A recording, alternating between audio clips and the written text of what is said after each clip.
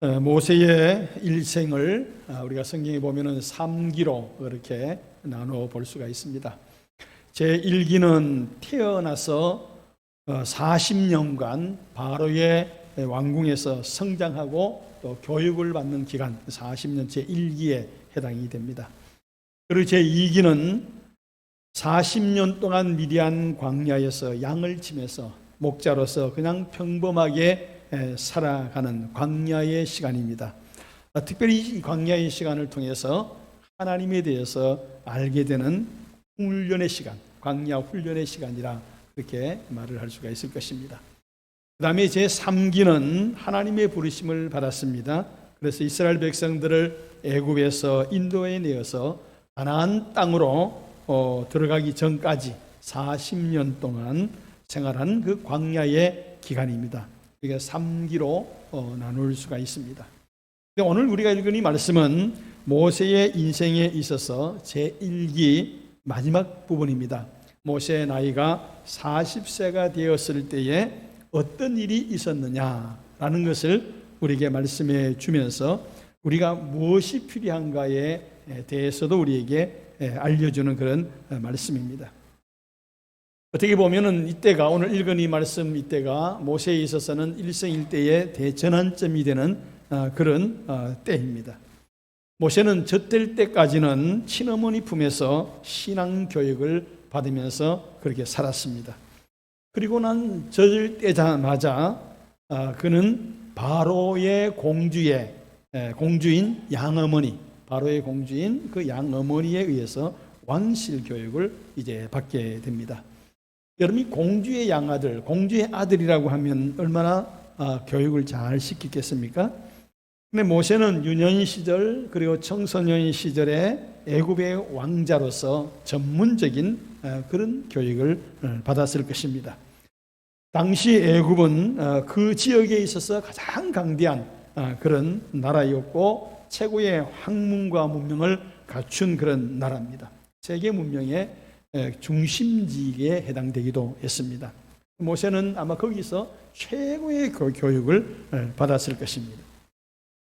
우리가 사도행전 7장 22절에 있는 말씀 보면은 모세가 받은 교육에 대해서 말씀하기를 이렇게 말씀합니다. 모세가 애굽 사람의 모든 지혜를 배워 그랬습니다. 애굽 사람의 모든 지혜를 배웠다. 그 결과가 말과 하는 일이 능하더라. 말도 잘했고 또 능력 있는 그런 사람이었다. 그렇게 말씀하고 있죠. 그러니까 모세가 애굽의 모든 학문, 모든 지혜, 모든 교육, 최고의 교육을 받은 사람이었다 하는 것을 우리가 이 짧은 말씀들을 통해서 알 수가 있습니다. 다만 모세에게 흠이 있다고 한다면 혈통이 문제죠. 혈통만 흠이 있지 외모로 보나 또는 든든한 권력자인 어머니의 후광으로 보나 화려한 교육을 보나 이제 나이 40쯤 되면은 당시에 세계 최고의 청년 지도자의 자리에 앉아 있을 수 있는 그런 나이입니다. 그런 때입니다. 여러분 모세는 정말 좋은 교육을 많이 받았습니다. 그리고 사도행전 그리고 오늘 우리가 읽은 말씀에도 보면은 그 나이 40이 되었다라고 한다면은 모든 것이 익숙해져 있을 그때가 아니겠습니까? 그렇다고 해서 여러분 하나님이 이제 그만한 교육을 받았으니까 똑똑하고 훌륭하고 말이나 일에나 능한 사람이니까 이제 내가 너를 쓸만하다 그렇게 생각하시고 모세를 사용하신 것은 아니었다는 것이죠. 비록 세상 학문은 많이 갖추어져 있다 하더라도 일에 말에 능한다 할지라도 지도자로 사용하기에는 하나님이 쓰시기에는 뭔가 좀 부족했다는 말이죠. 하나님은 모세를 40년 동안 그래서 광야로 보냅니다. 그리고 거기에서 이제 훈련을 이제 시키기 시작을 하는 것이죠. 그 훈련을 통해서 하나님의 종으로서 민족을 해방시키는 그런 민족적 지도자로서 이제 사용하기를 원하셨다는 말씀입니다. 나이도 40이고 최고의 교육을 받았는데 하나님이 뭘 더 교육시키고 훈련시키기 위해서 그렇게 모세를 광야로 보내셨겠습니까? 오늘 우리가 읽은 이 말씀을 통해서 모세가 무엇이 부족했는지 뭘 알아야 될 것을 알지 못한 것이 뭐가 있는지라는 것을 한번 살펴보면서 그럼 우리는 그럼 어떤 삶을 살아가야 되느냐 하는 거기에 대해서 말씀을 함께 나누면서 은혜 받는 시간 되시기를 간절히 소원합니다. 첫째는 정체성입니다. 정체성. 그러니까 내가 누구냐. 모세는 자기 자신을 바로 아는 것이 필요했다는 말이죠. 내가 누군지를 바로 아는 것이 정체성 아닙니까? 모세가 애굽에서 각종 교육을 받았습니다. 많은 지식과 지혜를 갖췄습니다. 나이 40이 되었습니다. 못할 게 뭐가 있겠습니까? 그만한 능력을 가지고 있다고 한다면은 모든 것을 할 수 있을 만한 그런 자격자가 될 만한 그런 사람 아닙니까? 근데 그가 그때에 뭘 했느냐 하면은 사람을 죽였다. 그렇게 말씀하고 있습니다. 살인한 것입니다. 그 좋은 학문과 능력을 가지고 얼마든지 그는 좋은 일에 사용할 수가 있었습니다. 그러나 사람을 죽였다. 사람을 살리는 데 사용하는 것이 아니라 사람을 죽이는 데 썼다는 말이죠. 11절과 12절 말씀입니다. 모세가 장성한 후에 한 번은 자기 형제들에게 나가서 그들이 고되게 노동하는 것을 보더니 어떤 애굽 사람이 한 히브리 사람 곧 자기 형제를 치는 것을 본지라. 좌우를 살펴 사람이 없음을 보고 그 애굽 사람을 쳐 죽여 모래 속에 감추니라. 자기 형제들 누굽니까? 애굽 사람이 아니고 이스라엘 사람들입니다. 그 이스라엘 사람들을 자기 형제로 생각했는데 그 자기 형제들이 일하는 곳에 가보니까 그들이 참 노예로서 얼마나 고된 노동을 하고 있는지 얼마나 마음이 아팠겠습니까? 근데 그때의 어떤 애굽 사람이 히브리 사람을 때리는 겁니다. 그것을 보고 모세는 참을 수가 없었죠. 뭘 했습니까?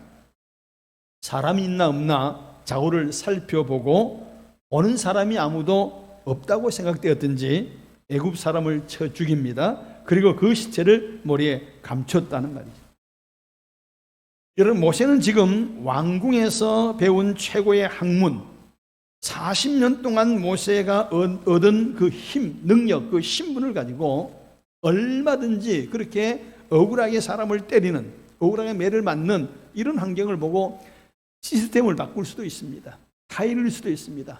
그리고 그 사람을 잡아다가 문책도 할 수 있습니다. 벌을 줄 수도 있습니다. 근데 그 방법을 택한 것이 아니고 정당하지 못한 방법을 사용했다는 거예요. 자기의 신분을 가지고 내가 지금 어떻게 살아가야 되는지, 내가 뭘 해야 되는지 충분히 정치적인 계산을 할 수 있을 만한 나이입니다. 그만한 지식도 있습니다. 지혜도 있습니다. 그런데 왜 그렇게 했습니까?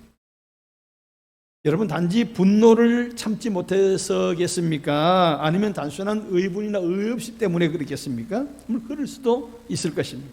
그러나 더 중요한 것은 성경이 뭐라고 말씀하느냐 하면은 사도행전 7장 23절 24절 보면은 나이가 40이 되매 그 형제 이스라엘 자손들을 돌볼 생각이 나더니, 이스라엘 사람들, 형제 이스라엘 사람들 돌보고 싶은 마음이 있었다는 그 말입니다. 그리고 보면 한 사람이 원통한 일을 당함을 보고 보호하여 압제받는 자를 위하여 원수를 갚아 애굽 사람을 쳐 죽이니라. 여기서 원수를 갚아, 억울한 일을 당했기 때문에 내가 원수 갚겠다고 나선 것이죠. 애굽 사람을 쳐 죽였다는 말입니다. 뭐 때문에 그렇습니까? 민족을 사랑하는 마음, 자기 민족을 사랑하는 민족애 때문에 그렇습니다. 자신과 핏줄이 같은 민족, 같은 그 민족 사람이 억울한 일을 봅니다. 참을 수가 없었습니다. 참고 다른 방법을 찾았으면 좋은데 참지 못하고 그 민족을 사랑하는 그 마음 하나만 가지고 잘못된 행동을 했다는 말이죠. 여러분, 이 말은 무슨 말씀입니까? 모세가 애국 왕자로 자라며 교육을 받았지만은 피는 속일 수 없었다라는 말이죠. 모세의 마음속에는 히브리 민족 의식이 자리 잡고 있었다는 말입니다. 유아기, 유년기, 청소년기를 거치면서 얼마나 많은 갈등이 있었겠습니까? 나는 누군가? 나는 애굽 사람일까? 나는 히브리 사람일까? 나는 어디에 서야 되느냐? 사람이 나를 어떤 모습으로 볼까? 애굽 사람이 나를 과연 자기 동족으로 볼 것인가? 히브리 사람들이 과연 나를 자기 동족으로 볼 것인가? 자아 정체성에 대한 갈등이 심했을 것입니다. 두 분의 어머니가 계시고 아버지가 계시고 이집트와 이스라엘이라고 하는 이중 국적자인 것처럼 보이고 왕자와 노예라는 두 가지 신분이 있습니다. 애굽의 타실론과 그리고 이스라엘 백성들의 그 유일신 두 가지의 종교 사상 사이에 심한 갈등을 겪었을 것입니다. 과연 내가 어느 편에 서야 되느냐? 애굽 사람이냐 아니면 이스라엘 사람이냐? 자신의 모습을 보면서 나는 이스라엘 백성 같은데, 나는 히브리 민족인데 살아가는 내 삶의 모습을 보면은 애굽 사람의 신분을 가지고 지금 살고 있다는 말이죠. 모세는 자신의 마음 깊숙이 숨어 있는 민족 의식으로 한 일이 바로 애굽 사람을 죽인 것입니다. 어쩌면 모세는 자기 동족이라고 생각해서 이스라엘 백성들이 내가 이런 행동을 하게 되면은, 내가 히브리 사람의 그 편을 들어주면은 같은 동족이니까 저 사람은 우리 동족이구나, 우리 편이구나, 히브리 사람이구나, 이스라엘 사람이구나, 그렇게 인정해주고 환영해주고 지지해줄 것이라고 생각했을 수도 있습니다. 그러나 결과는 어떻습니까? 14절 보면은 그가 이르되 누가 너를 우리를 다스리는 자와 재판관으로 삼았느냐? 네가 애굽 사람을 죽인 것처럼 나도 죽이려느냐? 모세가 두려워하여 이르되 일이 달로 되었도다. 이스라엘 백성들은 모세를, 이 말은 받아주지 않았어요. 우리 동족으로, 같은 민족으로 받아주지 않았다는 말입니다. 왜 그렇습니까? 애굽 사람으로 보고 애굽의 왕자로 봤다는 말이죠. 히브리 사람으로 생각하지 않았다는 말입니다. 자기 히브리 사람들끼리 싸울 때에 모세가 왜 싸우느냐? 왜 싸우느냐? 책망을 했습니다. 그러니까 넌 뭔데? 네가 뭔데? 같이 싸웠을 때 싸우지 말라고 책망하고 다 이럴 때에 그렇지, 저 사람 우리 편이지, 우리를 위하는 사람이지 라고 생각된다면 이런 말은 하지 않았어요. 너는 애굽 사람이고 애굽 왕자인데 왜 네가 우리 일에 나서느냐 그 말입니다. 그러면 여러분, 애굽 사람들은 모세를 어떻게 대했겠습니까? 애굽 사람으로, 애굽 왕자로 그렇게 대우해 주는 것처럼 지금까지 그렇게 보였습니다. 애굽 왕자로 교육도 받았고 왕궁에서 살았고 왕조로서의 그 지위도 누렸습니다. 모든 사람들이 모세는 애굽 사람이다라고 인정해 줄 줄 알았지. 왕으로부터 시작해서 모든 사람들. 근데 15절 말씀 보면 바로가 이 일을 듣고 모세를 죽이고자 하여 찾는지라. 모세가 바로의 낯을 피하여 미디안 땅에 머물며 하루는 운물 곁에 앉았더라. 바로가 모세가 애굽 사람을 쳐 죽였다는 말을 듣고는 찾았어요. 왜 찾았습니까? 도대체 어떻게 된 일이냐, 뭐 자초지정 사건에 대해서 이야기 좀 해보라고 물어보기 위해서가 아니라 죽이기 위해서. 여러분이 당시 문화에서, 그 당시 문화 상황에서는 왕자가 사람 하나 죽이는 것 사실 크게 문제가 되진 않습니다. 얼마든지 덮고 넘어갈 수가 있습니다. 왜 그렇게 했는지를 이야기 좀 들어보고 그리고 덮고 넘어가고 다시 이런 일이 생기지 않도록 얼마든지 제도를 고칠 수도 있고 타이를 수도 있고 그랬습니다. 벌을 줘도 좀 벌을 줄 수도 있고 그랬습니다. 근데 죽이려고 그랬습니다. 이 말은 무슨 말입니까? 겉으로는 애굽 사람 대우를 해줬지만은 그들 왕부터 시작해서 그 마음 속에는 애굽 사람으로 보지 않았다는 말입니다. 물론 정치적인 문제를 배제할 수는 없겠지만은 그럼에도 불구하고 애굽 사람으로 받아주지 않았다는 거예요. 그럼 애굽 사람도 모세를 애굽 사람으로 받아주지 않고 히브리 사람들도 모세를 이스라엘 사람으로 받아주지 않았는데, 그럼 제3자는 어떻게 생각했을까요? 모세가 미디안으로 도망을 갑니다. 모세를 처음 본 이드로의 딸들이 모세를 어떻게 받느냐 하면은 19절을 보면은 그들이 이르되 한 애굽 사람이, 모세는 애굽 사람을 본 거죠. 이 사건을 통해서 모세는 광야에서 좀 더 배울 것이 있었습니다. 그거 좀 더 알아야 될 것이 있었다 그 말이죠. 여러분 40년 광야 훈련을 받은 후에 하나님이 모세를 부르십니다. 이제 불러서 모세 너는 어떤 사람이냐 하는 것을 알려주시는 거죠. 출애굽기 3장 11절 보면은 모세가 하나님께 아뢰되 내가 누구이기에 바로에게 가며 이스라엘 자손을 애굽에서 인도하여 내리까. 모세가 그렇게 말을 합니다.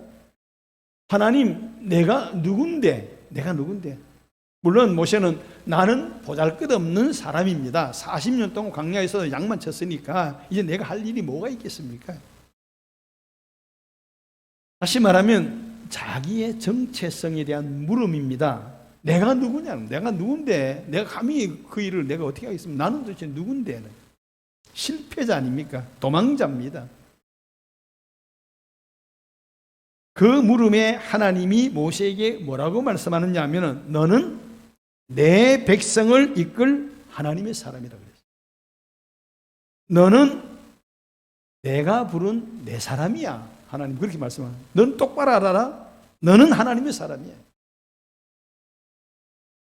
세계 1등 민족의식을 가진 애굽 사람도 아니고 민족주의 의식을 가진 이스라엘 사람도 아니고 그거 다 떠나서 하나님 의식을 가진 하나님 사람이라는 말이에요. 출생 신분 다 떠났어. 하나님께서 하나님의 섭리 구속사를 성취하기 위해서 부르신 하나님의 사람이라는 거죠. 애굽에 일을 하는 사람도 아니고 단지 이스라엘 사람들을 위해서 뭔가 좀 해주는 그런 사람이라기보다는 하나님의 일을 하는 사람. 그래서 출애굽기 3장 12절을 보면은 하나님이 이르시되 내가 반드시 너와 함께 있으리라. 내가 그 백성을 애굽에서 인도하여 낸 후에 너희가 이 산에서 하나님을 섬기리니 이것이 내가 너를 보낸 증거니라 그랬습니다. 호렙산 떨기나무 불꽃 가운데서 불러서 내가 정녕 너와 함께 있겠다. 왜 함께 있습니까? 하나님의 사람이니까. 출애굽기 3장 14절 말씀입니다. 하나님이 모세에게 이르시되 나는 스스로 있는 자니라. 또 이르시되 너는 이스라엘 자손에게 이같이 이르기를 스스로 있는 자가 나를 너희에게 보내셨다 하라 하는 말씀이 나옵니다. 이스라엘 백성들이 믿지 않으면 내가 하나님이 보내서 왔어. 나는 하나님의 사람이야 라고 말했을 때에 믿지 않으면은 어떻게 합니까? 그 말이에요. 하나님은 모세에게 정체성을 분명히 알려주십니다. 하나님이 보내신 사람. 이것이 모세가 먼저 알아야 될 거고 마음속에 확신을 가져야 될 것입니다. 나는 하나님의 사람이야. 사람을 위해서 일하는 자기보다는 하나님을 위해서 일하는 하나님의 사람이다 라는 것을 분명히 알아야 되는 거예요. 그럼 여러분 오늘 이 시간 하나님 앞에 나와서 예배드리는 저와 여러분들 그리고 여러분 나는 누굴까? 한번 여러분 생각해 보시기 바랍니다. 나는 누굴까? 여러분의 정체성에 대해서 한번 생각해 보시기 바랍니다. 나는 하나님의 자녀요, 하나님의 사랑하시는 자요, 구원받은 자요, 하나님의 사람이다. 고백은 할 수가 있죠. 당신 누굽니까? 난 예수 믿는 사람이에요. 나는 구원받은 사람이 얼마든지 우리가 대답할 수가 있습니다. 근데 문제는 그렇게 사는 자가 문제. 나는 하나님의 자녀고 하나님의 백성이고 나는 믿음의 사람이고 그리고 하나님 인도하심을 받는 하나님의 사람인다 라는 것을 내가 확실히 믿고 그리고 이 믿음 가지고 살면은 삶이 달라지고 내 모든 것이 달라진단 말이에요. 과연 내가 예수 믿는 자답게 사는 자가 말이에요. 내 정체성을 바로 알고 있느냐는 겁니다. 베드로전서 2장 9절 말씀이 있는 대로 너희는 택한 족속이요 왕같은 제사장들이요 거룩한 나라요 그의 소유관 된 백성이니 이는 너희를 어두운 데서 불러내어 그의 기이한 빛에 들어가게 하신 이에 아름다운 덕을 선포하게 하려 하십니다. 하나님이 우리를 불러서 택하신 족속이고 왕같은 제사장들이고 거룩한 나라고 하나님의 소유가 된 백성이다. 그러면 어떻게 살아가야 되느냐? 그러면 나는 이 한 해를 살아가는 동안에 어떻게 살아갈까? 아름다운 덕을 선포하게 하려 하심이라 라는 말씀이죠. 우리에게 사명이 있다 그 말이에요. 어떤 환경에 처하든지 내가 어떤 상황에 있든지 예수 그리스도의 생명으로 거듭나고 사탄의 결박에서 풀린 하나님의 자녀라고 한다면은 자녀답게 살아야죠. 그리스도인답게 살아야 될 게 아닙니까? 누가 보더라도 저 사람 예수 믿는 사람 다르네. 뭔가 나를 통해서 하나님이 영광을 받으셔야 된다는 말씀입니다. 나를 위해서 예수님께서 십자가에 목숨을 내어 놓으실 정도로 나는 참 소중한 사람이라고 생각되면 나는 주님을 위해서 살아야지. 내 정체성을 바로 알아야 됩니다.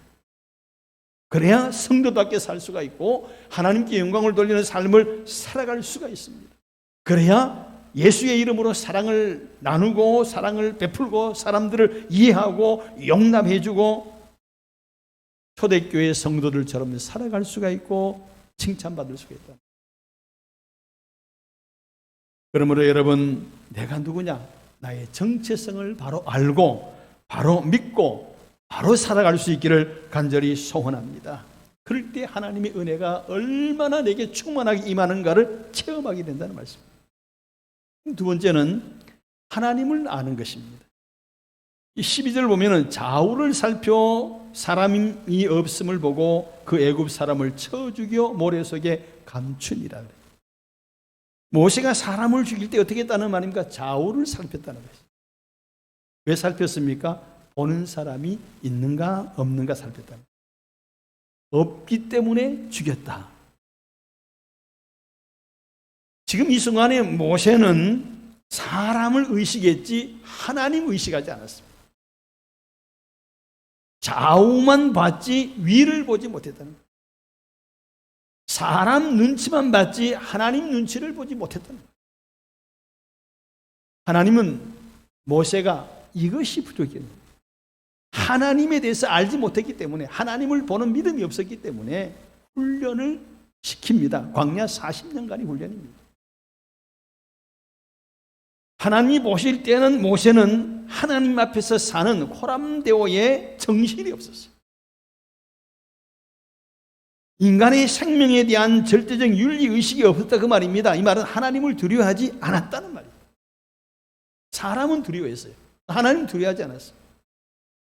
그러니 하나님이 어떻게 이 사람을 민족의 지도자로 쓰겠습니까?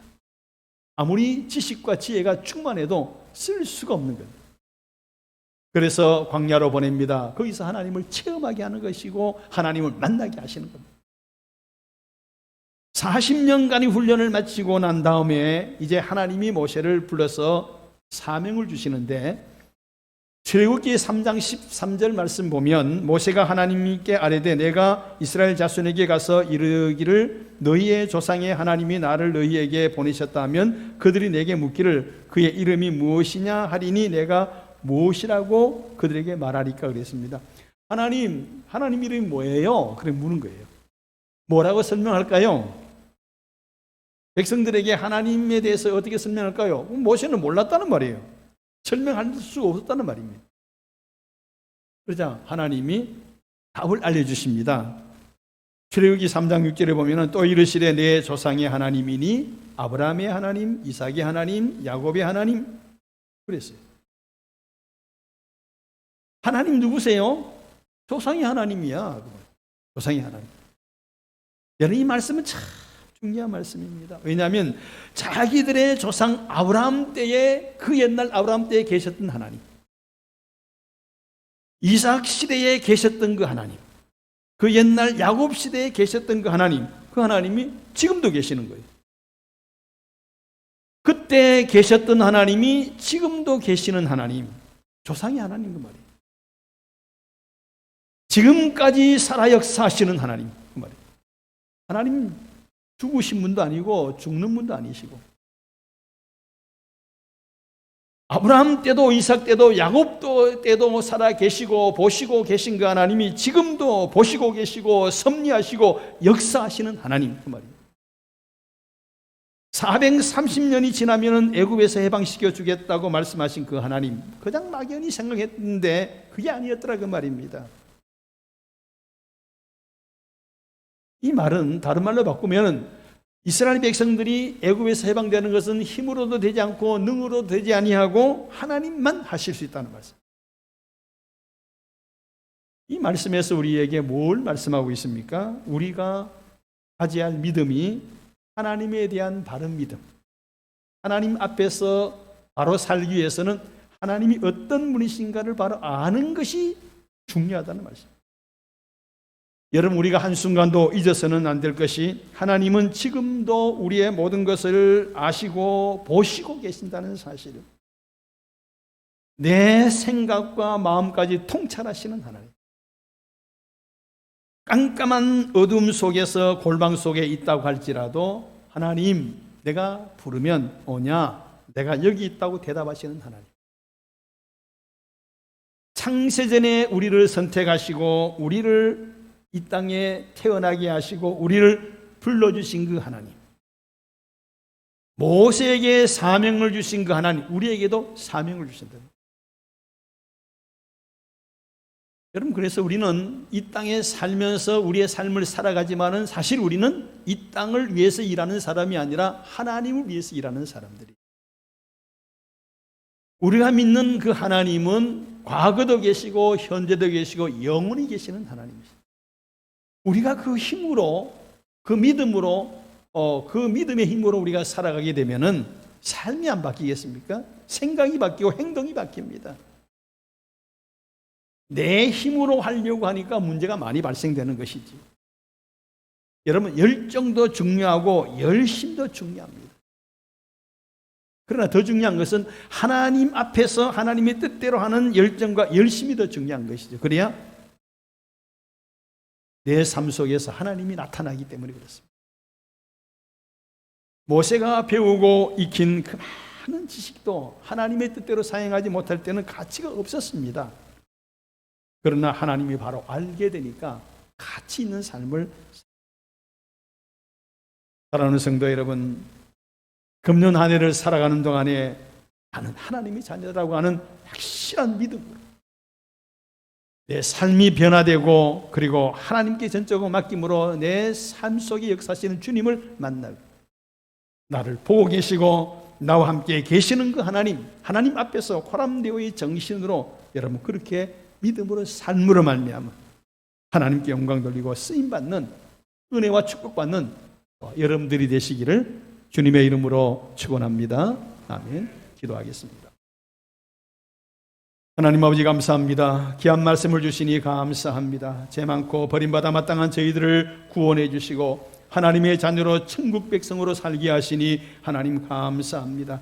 우리가 이 땅에 살아가는 동안에 하나님의 자녀로서, 하나님의 백성으로서 하나님 앞에 항상 승리의 삶을 살게 하여 주시옵소서. 하나님 떠나지 말게 하시고 범죄하지 말게 하시고 항상 내 곁에 계심을 믿고 진실되게 살아감으로 말미암아 하나님의 은혜와 축복을 받는 저희들의 삶이 되기를 간절히 원합니다. 하나님 감사합니다. 우리 교회를 사랑하시고 인도해 주셔서 귀한 목사님 보내주셔서 하나님 감사합니다.